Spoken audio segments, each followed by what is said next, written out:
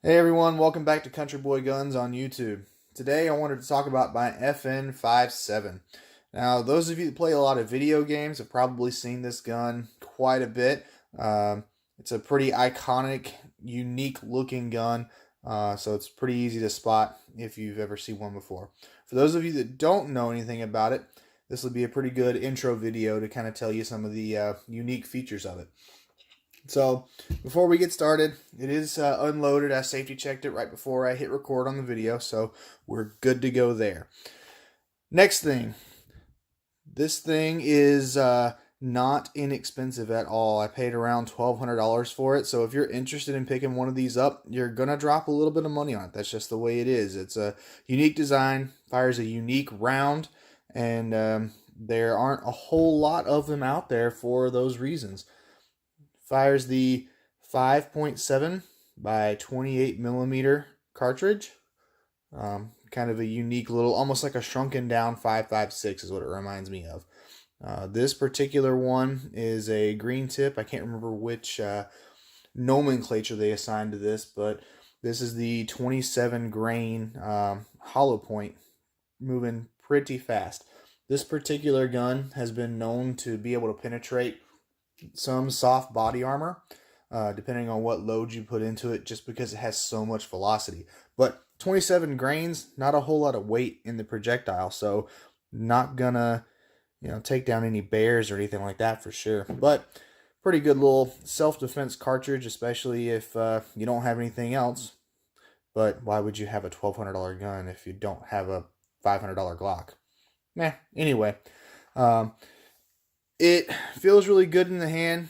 It's a little bit awkward. Like I've said in previous videos, I have medium-ish size glove hands. That's the size glove I wear. And I can get a perfectly good grip on the pistol, just like this. So even though the magazine is oblong and weird shape, this isn't going to fit in your standard 9mm holster, or mag pouch, excuse me. It doesn't make the grip unwieldy for me. Now it is very very narrow here, which is nice. I mean, the magazine is probably a little bit narrower, definitely narrower than like a Glock magazine or something. So that kind of helps with being able to get a good purchase on the gun. But it's very long here because it is a longer round. Now, some of the other features of the gun: doesn't have interchangeable back straps or anything like that. These were first introduced before that was really a thing in pistols. It does have a reversible magazine catch, so you lefties can rejoice at that. It also has a reversible, although kind of weird, manual safety. Now, I'm not typically a big fan of manual safeties in defensive handguns. However, as I'll show you when we do the takedown, this is a single action hammer fired gun with a hidden hammer. So on guns like that, relatively light trigger, short pull, it makes sense in some ways to have a manual safety. And even though this one's in a really weird location, it's honestly not that bad. I carry this to and from work in a chest holster by Gunfighters Inc., I believe. It's their Kanai chest holster. Really nice, really comfortable. I don't even notice it's there, and it's a full-size handgun. But anyway, just doing some draw practice with that. If you draw, like anybody that has any kind of firearms training, with your finger up here along the side and not down in this area, your finger's already right there and ready to take the safety off and move down to the trigger. You want to put it back on safe, finger comes up and back to that spot, you just instinctively sweep it back on. Even if you're used to like 1911s or Berettas or something like that, some other kind of safety, this is very intuitive and pretty easy to train yourself on. And for me, different guns, the way they feel in my hands kind of give me different cues. I know that sounds kind of weird, but because this feels very unique in my hand, it's got that longer grip here from the back to the front, but slightly narrower on the sides. The way it feels, it just tells me, because I've trained with it and I've practiced with it, that the safety is there, and I can very quickly and instinctively get it out, get the safety off, and get some shots on target. The safety is, as I said, ambi. However, the slide release is not. That, I don't know why they did that. They made the ambi safety, but not the ambi slide release. I don't know, but that's what you got to deal with. You lefties are probably pretty used to that by now, so you're probably doing the index finger thing or just racking the slide. So it shouldn't be too much of a learning curve there for you at all. I will say the serrations here on this slide cover, this isn't actually the slide. It's got a steel slide. You can kind of see it. Grab my pointer. You can see the steel slide right there, if it'll focus. But there is a polymer slide cover on the outside of the pistol, or on the slide rather, that kind of gives it some extra protection. And it also makes the gun lighter. The whole thing doesn't need to be steel, just the inside, I don't know, slide. This liner, this cover on the top is completely polymer. I've never had any issues with it separating or showing any sorts of failure, cracks, or anything. Like I said, I carry this gun pretty much every day, Monday through Friday, to and from work. I take it out to the range. It sits in my gun safe, not in any kind of protective case or anything, and it still looks really good. So no concerns from that perspective. The serrations here on the back are kind of, they're not bad, but they're not very aggressive. But you do have these nice little wings that pop up. Here, I'll show you. You can kind of see how that's more pronounced than the serrations. So as you come over to the top, or if you're a pincher, either way, if your fingers do start to slide, you'll hit those ears and be able to pull. Think kind of like a HK VP9, but less pronounced. It comes with steel 3-dot sights. They're just white dots, no night sights. And the rear sight is adjustable for elevation and windage. Now, most standard service or duty size handguns, defensive guns, don't come with sights that are adjustable like that. That's more of a target gun feature, to have sights that are screw adjustable.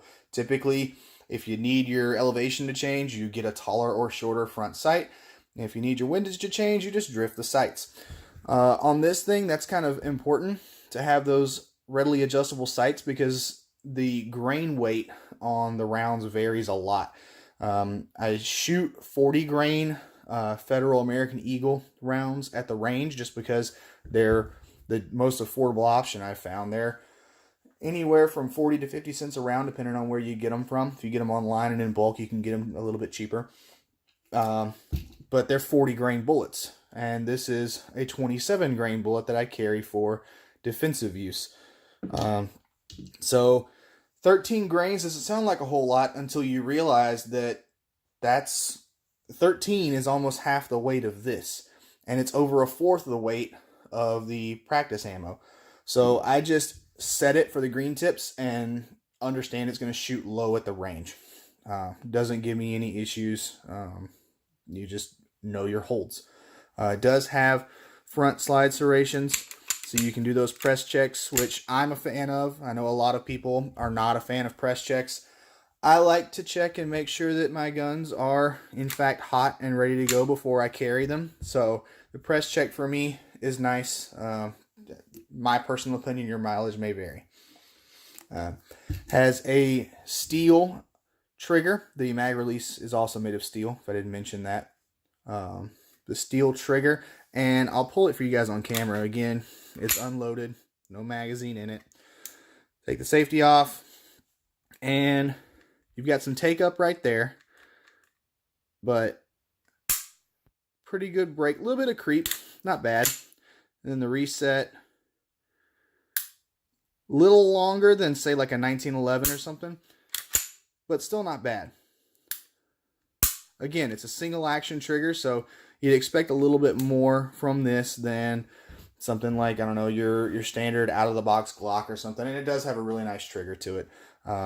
With this gun, because of the cartridge, and it's a freaking laser beam, I'll just give that away now.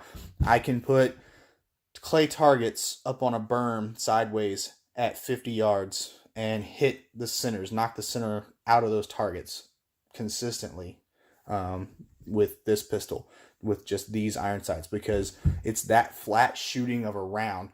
and it has minimal recoil. That's the other thing I noticed is follow-up shots with this thing are no problem at all. You don't have to recover from that recoil. It just settles back in very nice and smooth.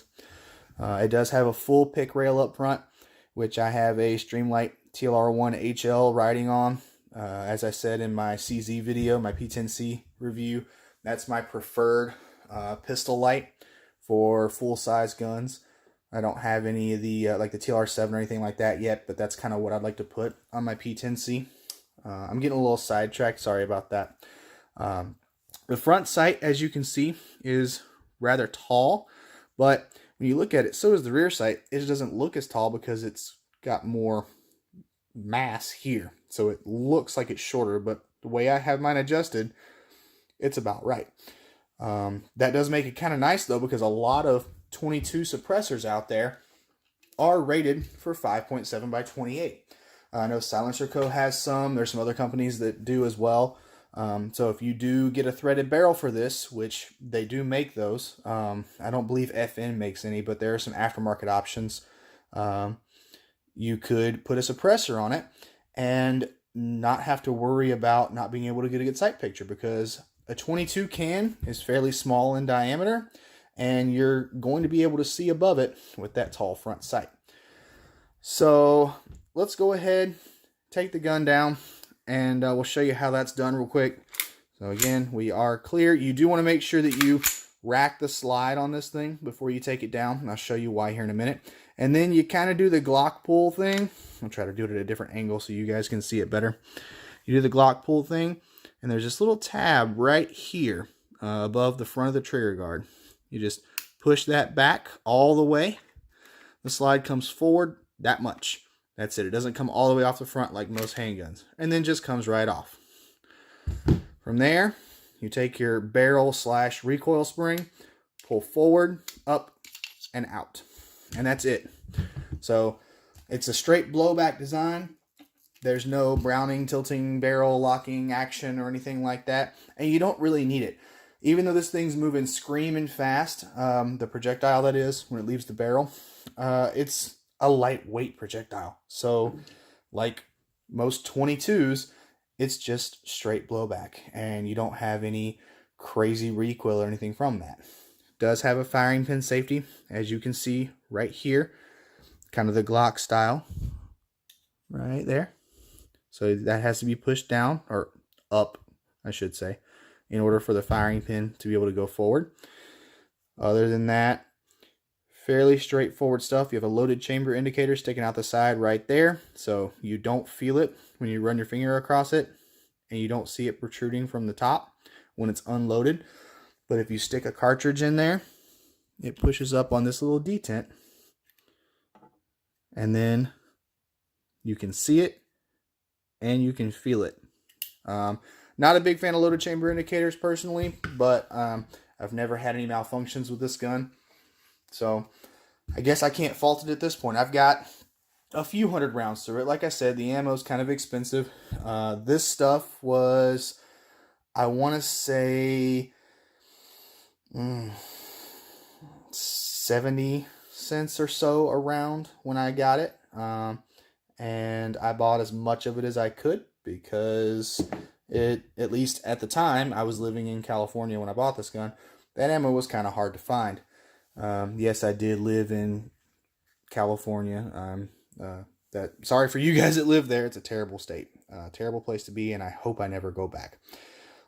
But that aside, I will say, when I bought this gun, it came with 10-round magazines, because I was living in a communist occupied territory.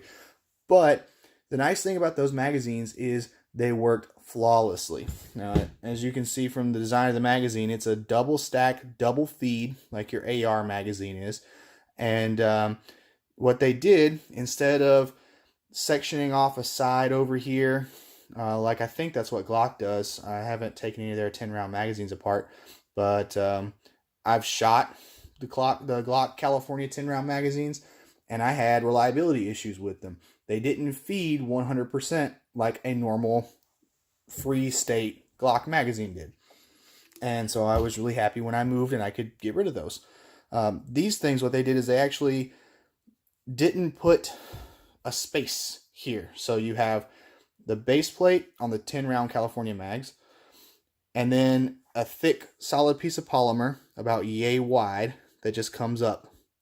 And then once it gets to the right height, you have the spring and the actual hollowed out section with the feed lips so the ammo could go in. So it's still double stack, double feed. It just doesn't go all the way down.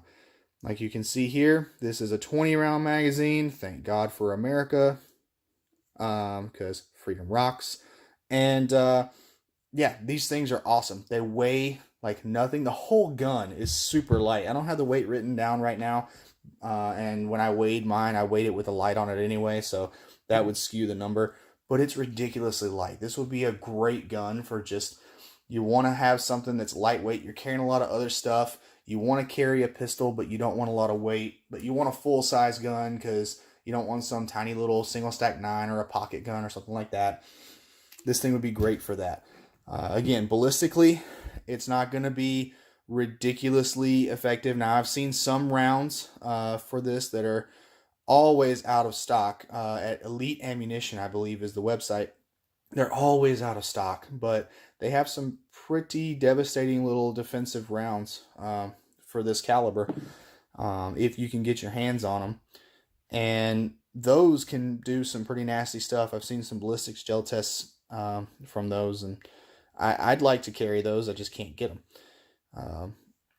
But let's talk about the frame a little bit more. So you have your steel rails back here that the back of the slide rides on. Your slide release, which is only on one side. Your ejector, which is kind of a small ejector, but it's not the only gun that has a small ejector. There's your hammer right there. So as I said, this is a single action only hammer fired gun with a hidden hammer. Focus, there we go. So you don't want to take this thing apart if that hammer's not back, because I'll show you what happens. Let the hammer go slowly forward. That thing is going to be sitting about like that, and it'll just pop forward on you. It's not the worst thing in the world, but it just makes it easier if you go ahead and rack the slide, cock that hammer, and go on about your business.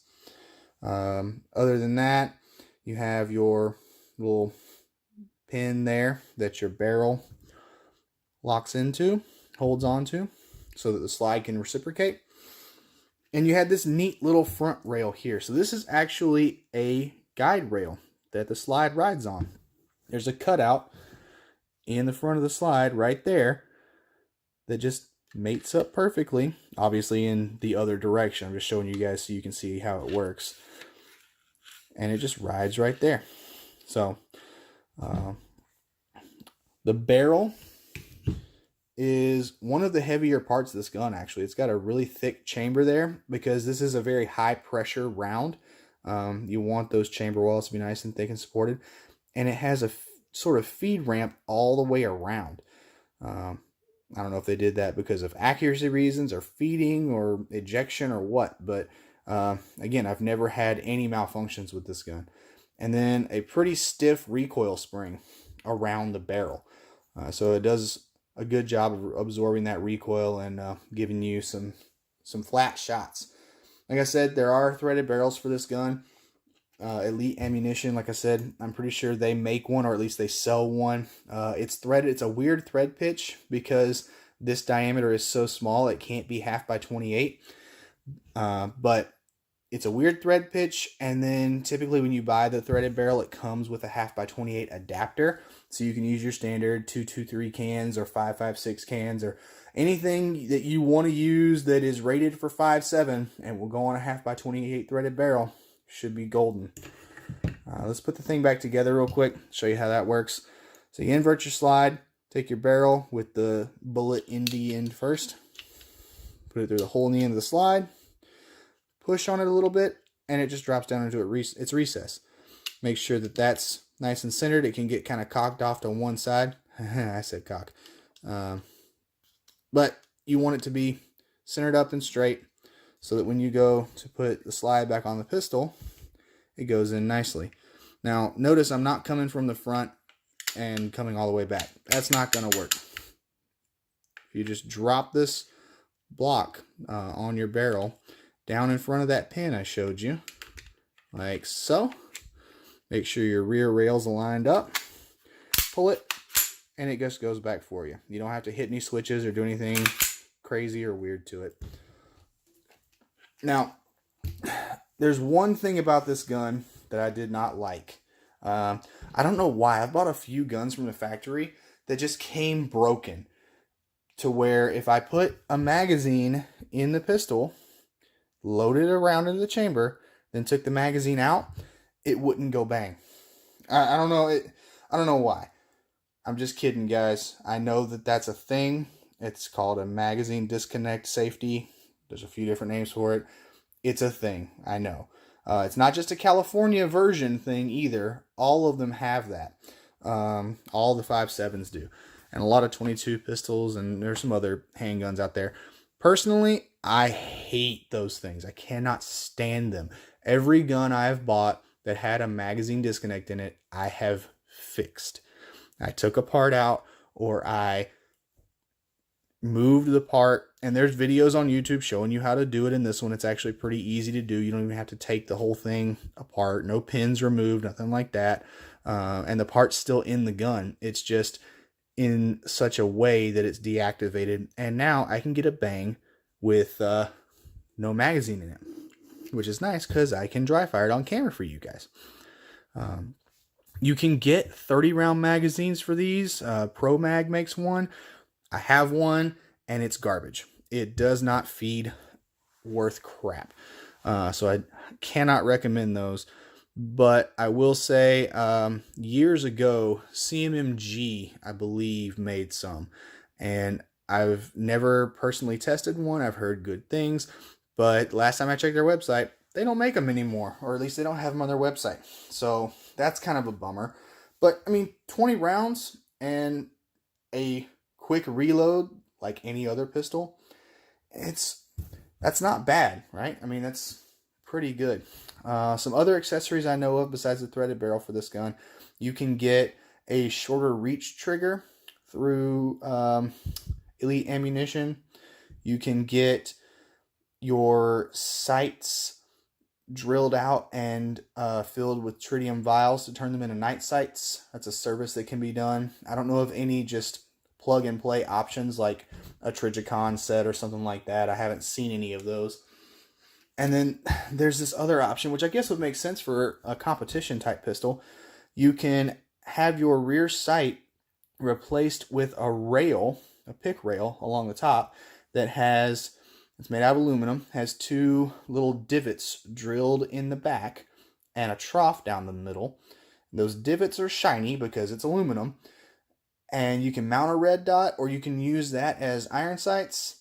That's not really my thing. I would prefer, and I'd like to see somebody come out with a slide for this thing that retains your standard iron sights, but turn them into night sights and mill out on the slide for a red dot. Now, I don't know as far as the internals in here go, if that would be possible on the inside, but there's plenty of room, at least in this dimension, from the front of the rear sight to the ejection port, that you could do that. It just may be a function of how much room there is between the top of the slide and the slide cover and the internals of the slide. It does have a pretty high bore axis, I'll say that. There's a good distance here, but that's not really a problem with this gun. Like I said, every time I've shot it, I've been able to keep it nice and flat. It settles back in nicely, and I can get fast follow-up shots. So, yeah, it's a little high, and if you're used to a Glock or something like that with a low bore axis, you're going to have to get used to moving your eyes up a few millimeters. But overall, I think this is a great gun. If nothing else, it's a fun gun to take out to the range. People like to shoot it. It's a really good first time out at the range gun. So if you have a wife or kids or something like that, or you're just taking a friend out, if they can grab onto this gun and they can fire it, they can reach the trigger, they'll love it, because there's very minimal recoil, but you can still tell you're shooting something. It's not like a 22 and it's not going to malfunction as often as a 22 because it is a center fire round. You guys can see that. So it's going to be reliable like a center fire is, and they'll have a great time. I took my wife, her brother, and her stepmom out to the range, and they had all had some experience with guns, but very, very, very minimal experience. I think when I took them out, it was probably the second or third time they had ever been to the range. And this was the second gun I put in their hands. I did have them shoot a 22 first, and they didn't like it because that particular 22 likes to malfunction a lot. This thing, they loved it. They wanted to keep shooting it until I handed them the 357, and then they liked that more. That's all I have to say about the gun, guys. Oh, no, I'm sorry. There's one more thing I forgot to mention, the stippling on the grip. So you have kind of a pyramid texturing from the factory. It's smooth on the middle section here, which that's not a problem. Your hand, or at least my hand, when I'm gripping the pistol, doesn't really touch there. I mean, there's not a lot of contact from this part of my hand on the grip. It's really the back and the front. So what I did is I actually stippled this grip. Even though it's an expensive gun, I wanted it to be set up better for me. So I went in with a soldering iron, and I just stippled the front and the back in between those rows of pyramids. So it feels really good in the hand. It locks in nice and tight. And because those are the only sections of the grip that my hand is really touching anyway, I didn't need to stipple the sides and, make the gun look completely ugly. If this was sitting on the table, you wouldn't even be able to tell, unless you looked at it closely, that it was stippled. I'm not the best stippler in the world. I don't do it professionally. I just do it to my guns when I feel like doing it. So I didn't want to do some ugly stipple job. But the standard texturing, especially if you don't like aggressive grips like I do, it would be perfectly fine for you. No concerns there. It does have this one little bump, kind of like a M16A2 style grip right here, but it's not super noticeable, and it actually helps to push my middle finger up more into the trigger guard. So at least on my hands, it works well. I like it. If you have different hand size, it may or may not work well for you, but you could easily, grind that down and round it off and then stipple it or something if you wanted to. All right, that's really it this time, I promise. If you guys have any questions, if you'd like to know more about this gun or my opinions on it or anything else, please let me know. Shoot me a message or post down below in the comments. And let me know how I did. Give me some pointers. Help me make the channel better for you guys, because that's what I really want. I want this to be a fun, entertaining place for you guys to just turn the brain off for a little while and gel. That's what I like to do. I love to watch YouTube and stuff and just turn my brain off for a little while after work and go into my happy place. So thanks for watching, guys. I really appreciate it. And roll Tide. I'll talk to you soon.